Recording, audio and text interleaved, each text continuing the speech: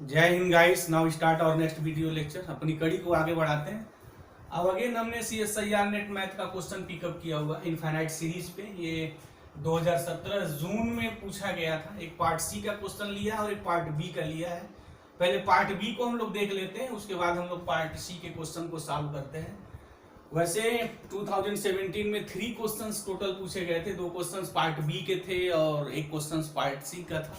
तो infinite series पे हमेशा दो तीन क्वेश्चंस बनते रहे हैं, आगे पूछे जाते हैं। बड़े इंपॉर्टेंट टॉपिक है ये। तो चलते हैं, पहले क्वेश्चंस देख लेते हैं। क्वेश्चंस क्या कह रहा है। पार्ट बी का पहले मैं ले रहा हूं। यहाँ कहा है कि फॉर ए ग्रेटर देन 0, ए के लफड़े को फिनिश कर दिया। ए ग्रेटर देन 0 हो गया। The series n vary from 1 to infinity a raised to the power log n natural log n is convergent if and only if की बात आ गई कि a की वैल्यू 0e के बीच में है, 0e के बीच में है, a भी है, 0 1/e के बीच में है। यही बात है, बस यहाँ इक्वल हो गया और आफ्टर उसमें।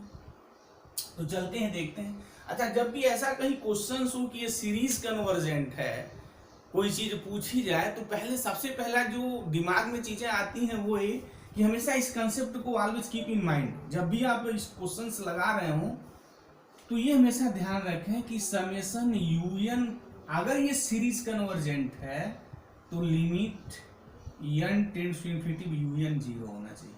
अगर ये 0 नहीं हुआ या जिन किसी वैल्यू के लिए अगर 0 नहीं होगा, un आप निकाल रहे हैं और यहाँ ये 0 नहीं मिल रहा है, तो बात दावे के साथ कही जाएगी कि सीरीज हमारी जो होगी कन्वर्जेंट नहीं होगी। राइट। अगर ये 0 हो गया तो ये बात दावे के साथ आप ये भी नहीं कहेंगे कि सीरीज कन्वर्जेंट है। मतलब हो भी सकता है, नहीं भी हो सकता है। राइट। तो लेकिन अगर ये 0 हो गया तो उसके कन्वर्जेंट होने की संभावना बनेगी। तो हमेशा इस चीज को ध्यान में रखना चाहिए। और बेसिकली ये जो क्वेश्चन पार्ट बी का है, ये इसको हम 2 और 3 मेथड से लगा सकते हैं। बहरहाल हम लोग पहले जो बहुत एक जेन्युइन चीजें हैं जो जनरली इनफाइनाइट सीरीज के स्टार्टिंग में ही पढ़ा जाता है कि अगर ये सीरीज कन्वर्जेंट है तो limit n tends to infinity un जो होना चाहिए वो 0 होना चाहिए। तो इस रिजल्ट पे ही हम इसको पहले सॉल्व कर रहे हैं। तो देखते हैं क्या होता है। Limit n tends to infinity a raise to the power log n is equal to limit n tends to infinity a raise to the power infinity. ये हो गया। अच्छा, एक रिजल्ट ये है कि x raise to the power infinity ये 0 होगा if and only if 0 less than x less than 1। अगर x की वैल्यू 0 और 1 के बीच में है तो इसकी वैल्यू हमेशा जो होगी 0 होगी। अच्छा, अगर x इज इक्वल टू 0 है तो अगेन वो प्रॉब्लम हो जाएगी। बट बहरहाल CSIR नेट का जिन्होंने क्वेश्चन सेट किया था उन्होंने पहले ही कह दिया कि ये ग्रेटर देन 0 की बात है, तो वहां a 0 की मैं बात ही नहीं करूंगा। तो a raise to the power infinity की जो वैल्यू है ये 0 होगी। कब 0 होगी? जब 0 a लेस देन 1 होगा। ये तो बात मेरी क्लियर हो गई। मतलब कि अगर ये सीरीज को कन्वर्ज होना है तो a की वैल्यू इन्हीं के बीच में रहनी है। और जो ऑप्शंस उठाया गया है वह a के रेंज पर ही उठाया गया है। तब देख लीजिए अब ऑप्शन में क्या क्या दी हुई है। पहली चीज कह रहा है कि a की वैल्यू 0 और e के बीच में होगी। और सबको पता है जो e की जो वैल्यू होती है हमारी वो 2 और 3 के बीच में होती है, यानी e ग्रेटर देन 1 होता है। तो पहला ऑप्शन तो डिस्कार्ड हो गया कि a की जो वैल्यू होगी वो 0 1 के बीच में होगी। 0 और e के बीच में नहीं होगी, क्योंकि e की वैल्यू जो होगी वो 2 और 3 के बीच में होती है और e की वैल्यू ग्रेटर देन 1 होती है। तो जो ऑप्शन 1 है वो तो कैंसिल हो गया। किसी भी कीमत पे इस रेंज के लिए सीरीज कन्वर्जेंट नहीं हो सकती। 100% नहीं होगा, हो भी सकता है बट 100% इनके बीच में होना चाहिए कि a की जो वैल्यू होनी चाहिए 1 से लेस होनी चाहिए, जबकि e की वैल्यू 2 पॉइंट समथिंग आएगी कि a की वैल्यू 2 पॉइंट समथिंग से लेस हो, वो बात नहीं कह सकते हैं। दूसरा क्या है कि less than or is equal to e है। तो अच्छा, अगेन अगर ये फर्स्ट अगर रॉन्ग है तो सेकंड किसी कीमत पे सही नहीं हो सकता है। राइट। थर्ड क्या कह रहा है कि a की जो वैल्यू है वह 0 और 1/e के बीच में है। तो e की वैल्यू 2 3 के बीच में होती है, तो 1/e की वैल्यू जो होगी वो 1/3 और 1/2 के बीच में होगी। मतलब कि इस केस में 1/e जो होगा लेस देन 1। ये बात तो हो जाएगी पक्का। तो मतलब ये कि यहाँ संभावना बन रही है कि a की वैल्यू 0 और 1/e के बीच में, जो कि हमने निकाला कि ये सीरीज कन्वर्जेंट तभी होगी जब ए की वैल्यू 0 और 1 के बीच में होगी। देखो इस पक्का बात नहीं है कि ए की वैल्यू 0 और 1 के बीच में होगी तभी वो कन्वर्जेंट होगी। Limit n tends to infinity 0 जो बात है वो कहता है, वो सिर्फ ये कहता है कि अगर ये सीरीज कन्वर्जेंट बात यहाँ लिखी हुई is convergent, if and only की बात मैं तलाश कर रहा हूँ कि अगर ये वैल्यू है तो ये कन्वर्जेंट है, फिर हम देखते हैं क्या वैल्यू होती है। तो चलते हैं देख लेते हैं। 1/e लेस देन 1 होता है, ठीक है। तो ये मेरा ऑप्शंस की बात यहाँ बनती है 3, क्योंकि ये इनके बीच में हो गया। 1/e लेस देन 1 है, तो ए की वैल्यू 0 और 1 के बीच में आ गई। ये ऑप्शंस लग रहा है सही हो सकता है। अच्छा, फोर्थ ऑप्शंस भी 1/e, और 1/e की जो वैल्यू है 1 से लेस है यहाँ, लेकिन इक्वल साइन लगा है। 3 और 4 में क्या है, बस ओनली इक्वल का जो है डिफरेंस है वो। तो अब हम अलग से देख लेते हैं कि क्या a इज इक्वल टू, अगर मैं 1/e लिखूं तो उस पे वो वो 0 सॉरी ये 0 होने की संभावना है या नहीं। तो चलते हैं देख लेते हैं। तो limit n tends to infinity a raise to the power log n is equal to limit n tends to infinity what, a की जगह 1/e लिखना है तो 1/e raise to the power log n, और इसको मैं लिख सकता हूँ limit n tends to infinity 1/e raise to the power log n। अच्छा, एक रिजल्ट ही होता है e के पावर अगर log है तो फिर वो log हट जाता है। ये हो गया limit n tends to infinity ये 1/n दिस, क्योंकि e raise to the power log n जो होता है मेरा वो n हो जाता है। अच्छा, इसकी वैल्यू 0 हो जाएगी। जैसे अभी हमने कहा, मैं ये बात दावे के साथ नहीं कर सकता हूँ कि अगर limit n tends to infinity n is equal to 0 है तो पक्का वो सीरीज कन्वर्जेंट होगी, नहीं। अगर सीरीज कन्वर्जेंट है तो इसको 0 होना पड़ेगा, ठीक है, राइट। तो अगर a is equal to 1/e के लिए सीरीज कन्वर्जेंट है तो 0 हो गया। तो अगर 0 हो गया तो एक संभावना मेरी बनी। तो देखते हैं, अब हम लोग स्टार्टिंग से चीजों को लगा रहे हैं। मतलब ये कि summation n vary from 1 to infinity, a की जगह 1/e हो गया, ये log n हो गया, और अभी 1/e raise to the power log n की वैल्यू मैंने निकाली है कि 1/n है। तो ये summation n vary from 1 to infinity 1/n, और बाई पी टेस्ट सबको पता है कि समेशन 1/np इज डाइवर्जेंट कब, when p less than or equal to 1, और समेशन 1/n है। तो by p test definitely p यहाँ 1 हो गया, समेशन 1/n तो कॉमन सेंस है मैथमेटिक्स इनफाइनाइट सीरीज की दुनिया में कि summation 1/n is divergent, this is not convergent. मतलब अगर a is equal to 1/e मैंने लिखा तो हमने ये प्रूव किया ये सीरीज कन्वर्जेंट नहीं हो सकती है। तो फिर ऑप्शन 4 मेरा डिस्कार्ड हो गया। तो जो मेरी संभावना की तलाश जो बची ना वो ऑप्शन 3 के लिए बची। तो जो बेस्ट ऑप्शन है मेरा, अच्छा, और मल्टी जो ये MCQ होते हैं जहाँ मल्टीपल मेरे जो ये क्वेश्चंस हैं 4 ऑप्शन है, केवल एक ही ऑप्शन सही होना है, पार्ट बी का है। तो 3 जो ऑप्शन होगा दैट इज द बेस्ट, सबसे बेस्ट है। तो option 3 is the right here definitely, कि सीरीज एक कन्वर्जेंट होगी जब हमारी वैल्यू, हमने बात पहले ही निकाल लिया कि 0 1 के बीच में होनी चाहिए। अच्छा, 1/e यहाँ प्रॉब्लम क्रिएट करना था, a is equal to 1/e पे सीरीज कन्वर्जेंट है नहीं, तो हमने अलग से प्रूव किया नहीं। अगर a इज इक्वल टू मैं 1/e लिख दूं तो समेशन 1/n मिलेगा, and this is the divergent series, और डाइवर्जेंट सीरीज हो जाएगी। तो जो बेस्ट ऑप्शन है 3 इज द राइट आंसर। अब इसकी बात हम लोग क्वेश्चन इसके फर्स्ट पे आते हैं। अच्छा, क्वेश्चन फर्स्ट जो है CSIR नेट द्वारा सेट किया गया था, और इस क्वेश्चंस को हम लोग देखते हैं ये क्वेश्चंस क्या है। अच्छा, इसको एक और तरीके से भी मैं लगा सकता हूं, वो भी मेथड मैं यहाँ डिस्कस कर दूं। वो मेथड यहाँ ये है, इस रिजल्ट पे भी उस क्वेश्चंस को लगाया जा सकता है, इजीली वे में टैकल भी किया जा सकता है। रिजल्ट वो ये है कि e raise to the power x को मैं लिख सकता हूं e raise to the power x log of n। तो e raise to the power जो log ऑफ n था इसको मैं लिखूंगा e raise to the power log n into log of n। इससे भी हम लोग, इस प्रोसेस से भी हम लोग इजीली टैकल कर सकते थे, उस क्वेश्चन को लगा सकते थे।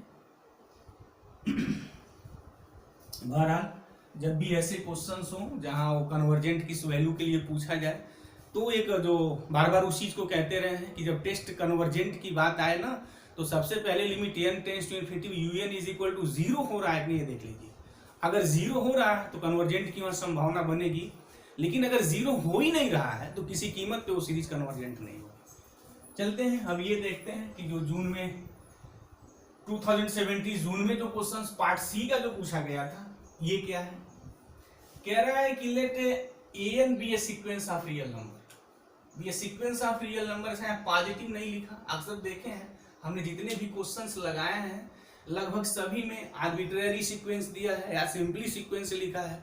तो जब केवल सीक्वेंस लिख दे तो वहां थोड़ा अलर्ट हो जाना चाहिए, क्योंकि वो सीक्वेंस आपका वो ऑक्सीलरी सीक्वेंस भी हो सकता है, क्योंकि ऑक्सीलरी सीक्वेंस पे ही अल्टरनेटिंग सीरीज खड़ी होगी, और जब अल्टरनेटिंग सीरीज खड़ी होगी तो बहुत सारी चीजें, बड़े सारे रिजल्ट को ध्यान में रख करके क्वेश्चंस को सॉल्व करना पड़ेगा। तो इसीलिए जब भी ये क्वेश्चंस बनते हैं ना इस टाइप के, तो वहां जनरली जो पेपर सेट करने वाला एग्जामिनर है बस वो सीक्वेंस लिख देता है, आर्बिट्रेरी सीक्वेंस लिख देता है। लेकिन अगर सीक्वेंस आप पॉजिटिव रियल नंबर लिख दे तो फिर वो क्वेश्चन को हल्का कर देता है। तो फिर जो पॉजिटिव नंबर्स के लिए infinite series whose each term is positive के लिए जो रिजल्ट है तो सारे रिजल्ट एप्लीकेबल हो जाएंगे।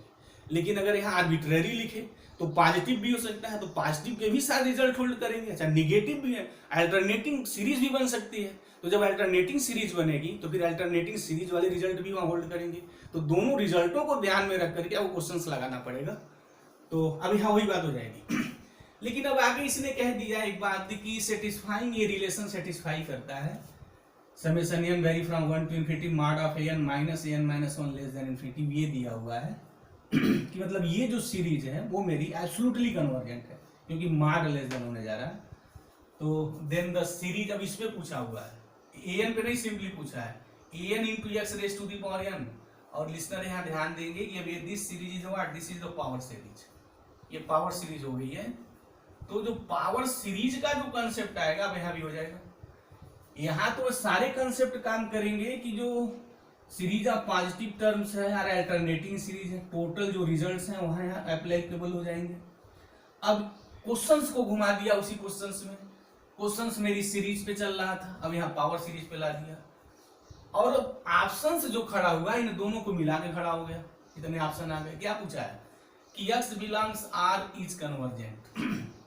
मतलब हमें उस x की तलाश करनी है जिसके लिए पावर सीरीज कन्वर्जेंट है। मतलब x का क्या रेंज होगा, और पावर सीरीज जनरली हम लोग रेंज की बात करते हैं, रेडियस ऑफ कन्वर्जेंस की बात करते हैं। और रेडियस ऑफ जब कन्वर्जेंस निकाल लेते हैं तो जो मेरा कन्वर्जेंस का जो डोमेन है, जो इंटरवल है, हम लोग उसकी बात कर लेते हैं कि किस इंटरवल में हमारा मतलब कि जो कन्वर्जेंस ऑफ सीक्वेंस है वो कहाँ से कहाँ तक है। तो चलते हैं देखते हैं। पहले जो कंडीशंस दिया है ना, थोड़ा इसको हम लोग कायदे से चीजों को क्लियर कर दें। ये क्या है गिवन, ये है what is the given here, summation n vary from 1 to infinity mod of an minus 1 less than infinity है। तो इसकी मीनिंग मेरी ये हो गई, अच्छा लेस देन इन्फिनिटी में ठीक, this implies summation n vary from 1 to infinity mod of an minus 1। थोड़ा इसको मैं ब्रेक कर लूँ, देखता हूँ क्या आता है। इसको मैं लिखूंगा mod of a1 minus a0 plus mod of what a2 minus a1 plus mod of a3 minus a2 and that's one चीजें चलेंगी। अच्छा, इसको mod तोड़ेंगे तो सबको पता है कि mod जब टूटता है तो क्या होता है, mod of a minus b इसके साथ टूट जाता है, तोड़ दीजिए। तो less than or is equal to r. अच्छा, ये जो भी कुछ हो रहा है ना वो लेस देन इन्फिनिटी हो रहा है, ये बात ध्यान में रखनी चाहिए। तो चलते हैं आगे बढ़ते हैं, मूवमेंट करते हैं। तो ये हो जाएगा mod of a1 plus mod of a0 plus mod of a2 plus mod of a1 plus mod of a3 plus mod of a4, ऐसे mod करते रहिए। लेकिन ये जो भी कुछ हो रहा है लेस देन इन्फिनिटी हो रहा है, less than or is equal to, अब ये क्या होगा mod of a0 प्लस, अच्छा उसके बाद देखिए यहाँ a1 है, यहाँ भी a1 है, यहाँ a2 है, तो डेफिनेटली a2 दो बार आया होगा। अब यहाँ जो लिखेंगे a3 प्लस a2, यहाँ सॉरी, तो a2 भी दो बार आएगा, a3 भी दो बार आएगा, a4 भी आएगा। इसके बाद जो भी मेरा बचेगा वो mod of a1 plus mod of a2, ये रिपीट हो जाएंगे ये सारे टर्म एंड डॉट्स वन, और ये लेस देन इन्फिनिटी की बात होगी मेरी, and dots one less than infinity, and dots one दिखाई देना चाहिए लेस देन इन्फिनिटी। बस हो गई मेरी बातें। अच्छा, मैं इसको यूं लिख सकता हूं, ये जो मैं निकाल रहा हूं summation n vary from 1 to infinity mod of an minus 1, इसकी बात हो रही है। अब ये लेस देन इन्फिनिटी है। अच्छा, इसको मैं अगर इधर कर दूं, दिस इंप्लाइज एक क्वांटिटी अगर मैं उधर लेके चला जाऊं तो मैं ये लिखूंगा कि 2 mod of a1 plus mod of a2 plus mod of a3 and so on what less than infinity minus mod of a naught। उधर लेके जाएंगे तो इन्फिनिटी माइनस ए नॉट और infinity minus mod of a naught is equal to infinity, कोई फर्क नहीं पड़ने वाला है, ये लेस देन इन्फिनिटी होगा। अच्छा अगर 2 से डिवाइड भी कर दें तो infinity upon any finite number which is not is equal to 0 is equal to infinity, तो अगेन वो इन्फिनिटी होगा। तो मीनिंग मेरी ये हो गई कि दिस लेस देन इन्फिनिटी हो जाएगा। और इसको मैं यूं भी लिख सकता हूं summation n vary from 1 to infinity mod of n less than infinity. अच्छा ये चीज देखिए कितना अच्छा क्वेश्चन ये पूछा गया CSIR नेट वालों ने ना, जिन्होंने भी ये क्वेश्चन पेपर सेट किया था, ये नहीं लिखा था। ये लिखने का मतलब सिंपली है कि ये है, और इसको लिखने का एक बड़ा खूबसूरत ढंग यूं निकाला गया। देखिए कैसे लिखा गया। इसका मतलब है कि जो मेरी सीरीज जो an है ना, समेशन an, वो एब्सोल्युटली कन्वर्जेंट सीरीज है, यानी एक एब्सोल्युटली कन्वर्जेंट सीरीज पे गेम खेली जा रही है। तो पूछा क्या जा रहा है कि ये जो मेरी पावर सीरीज बनेगी वो कहाँ कन्वर्जेंट होगी। तो सिंपली बात है, जब ओरिजिन पूछे ना कहाँ से कन्वर्जेंट है, और पावर सीरीज की जनरली में बात पूछी जाती है, एक्स की चीजें हैं तो सीधे वहां आ जाइए। फार्मूला एक रिजल्ट ये होता है पावर सीरीज में कि radius of convergence 1/r limit n tends to infinity what mod of an plus 1 upon an ये होता है। अच्छा सिंस ये सीरीज एब्सोल्युटली कन्वर्जेंट है तो इसकी मीनिंग ये होगी बाय D-Alembert रेशियो टेस्ट। और सारी ये ऐसा नहीं है कि ये 100% होगा, नो, ये होता है तो सीरीज जो है मेरी यहाँ कन्वर्जेंट होती है, ये बात D-Alembert साहब कहते हैं। लेकिन D-Alembert साहब ये नहीं कहते कि अगर सीरीज कन्वर्जेंट है तो ऐसा होगा, नो, वहाँ इफ एंड ओनली भी कंडीशंस नहीं है। इसमें इस चीज को ध्यान देंगे क्योंकि बहुत लोग कंफ्यूजन में रहते हैं कि वो सीरीज कन्वर्जेंट है तो लेस देन 1 होगा, no, not, this is not, ये सही नहीं है। ऐसे कोई क्वेश्चन आएंगे तो मैं वहां दिखाऊंगा कि सीरीज कन्वर्जेंट है बट वहां D-Alembert रेशियो टेस्ट आपको डिसीजन नहीं कर पाएगा। इज इक्वल टू 1 की भी केस नहीं आएगी, वो एग्जिस्ट ही नहीं करेगा, ये जो रेशियो होगा एग्जिस्ट नहीं करेगा। बहरहाल यहाँ सीरीज कन्वर्जेंट है तो अगर D-Alembert रेशियो टेस्ट अगर एग्जिस्ट करता होगा तो डेफिनेटली वो लेस देन 1 होगा। मतलब इसकी जो वैल्यू आएगी ना वो लेस देन 1 होगी, किसी भी कीमत पे ग्रेटर देन 1 नहीं हो सकती। अगर एग्जिस्ट हुआ तो लेस देन 1 होगी, greater than 1 r is equal to 1 नहीं होगा, अच्छा लेस देन 1 होगा, ये क्वांटिटी लेस देन 1 होगी। तो मीनिंग क्या होगी कि जो हम रेडियस ऑफ कन्वर्जेंस 1/r की बात कर रहे हैं वो लेस देन 1 होगा, this implies r greater than 1 होगा। अच्छा एक बड़ा खूबसूरत रिजल्ट ये है कि ये summation an x raise to the power n में अगर इसका रेडियस ऑफ कन्वर्जेंस r है तो ये सीरीज एब्सोल्युटली कन्वर्जेंट होती है इस इंटरवल में, इसमें पक्का एब्सोल्युटली कन्वर्जेंट होगी। अच्छा वहाँ प्लस एप्सिलॉन का भी कंसेप्ट है, प्लस एप्सिलॉन। अब यहाँ क्या करें, देखें r ग्रेटर देन 1 है, r ग्रेटर देन 1 के लिए जो मेरी ये सीरीज है मतलब x की जो वैल्यू होगी वो r ग्रेटर देन 1 के लिए कन्वर्जेंस होगी। तो मेरा जो कन्वर्जेंस का जो इंटरवल बनेगा वो कैसा इंटरवल होगा, r ग्रेटर देन 1। तो उसको मैं क्या लिखूंगा, अब r ग्रेटर देन 1 का मतलब है कोई भी r इज इक्वल टू मैं क्या पिकअप कर लूं, यहाँ पिकअप कर लूं 1 प्लस एप्सिलॉन लिख सकते हैं, वेयर एप्सिलॉन ग्रेटर देन 0, कोई भी नंबर r की वैल्यू कुछ भी होगी बस ग्रेटर देन 1 है। एप्सिलॉन ग्रेटर देन 0 मतलब कोई छोटा नंबर नहीं, कुछ भी हो सकता है, r ग्रेटर देन 1। तो क्या होगा इसका जो इंटरवल होगा वो ये हो जाएगा, यानी इस इंटरवल में सीरीज मेरी जो होगी वो कन्वर्जेंट होगी एप्सिलॉन ग्रेटर देन 0 के लिए दिस। तो अगर ये इंटरवल मैं बनाऊं यहाँ तो फिर कैसा आ जाएगा, ये -1 हो गया, ये 1 हो गया, अब यहाँ हो जाएगा -1 माइनस एप्सिलॉन और ये हो जाएगा 1 प्लस एप्सिलॉन। मतलब क्या होगा, -1 और 1 के बाद होगा कि यदि सीरीज जिस इंटरवल में x की जिस वैल्यू के लिए कन्वर्ज करेगी वो -1 और 1 के बियॉन्ड होगा, यानी वो होगा। तब ऑप्शन देख लिया जाए, कह रहा है कि nowhere on R, no ऐसा तो वही नहीं है, नो वेयर ऑन आर मतलब क्या है, तो यह रेंज निकल रहा है। इवरी वेयर ऑन आर नहीं, इवरी वेयर भी नहीं है ना भैया, पूरे आर पे थोड़ी है, आर पे नहीं है पूरा वो। On some set containing -1 only on, तो ओनली ऑन का मतलब थोड़ी है कि हाँ ये बात हो गई, नहीं जंचा कि ये बात हो गई ऑन सम सेट कंटेनिंग -1 को, वो सेट जो -1 और 1 को कंटेन करेगा, x की वैल्यू उसमें से हो सकती है, और वहां हमारा जो होगी सीरीज जो होगी कन्वर्जेंट हो जाएगी। तो ओनली ऑन नहीं, केवल इसी पे नहीं होगा ना, यहाँ देखिए हमने चीजों को प्रूव किया, तो इसका केवल एक ही ऑप्शन सही होगा। हालांकि MSQ था, मल्टीपल सिलेक्टेड क्वेश्चन का था, ये पार्ट सी का है, तो एक से ज्यादा हो सकते थे, बट यहाँ 3 ही ऑप्शन होगा, फर्स्ट सेकंड नहीं हो सकता, अच्छा फोर्थ भी नहीं हो सकता, क्योंकि वनली बात आ गई, तो वनली यान की बात नहीं है, तो ऑप्शन 4 भी मेरा गलत हो गया, सही नहीं होगा। तो मुझे उम्मीद है कि इन क्वेश्चनों के पीछे जो लॉजिक और कंसेप्ट रहा होगा बिल्कुल क्लियर हो गया होगा, कोई डाउट नहीं रही होगी। अगर कोई डाउट है तो कमेंट बॉक्स में जाइए, कमेंट करिए, कहीं उसका आगे का जो मैं वीडियो लेक्चर्स बनाऊंगा, जो मैं क्वेश्चन सॉल्व करूंगा इनफाइनाइट सीरीज पे, जो मेरा एक सीरीज ही चल रही है, हम वहाँ जवाब देंगे। तो thank you very much guys, जय हिंद।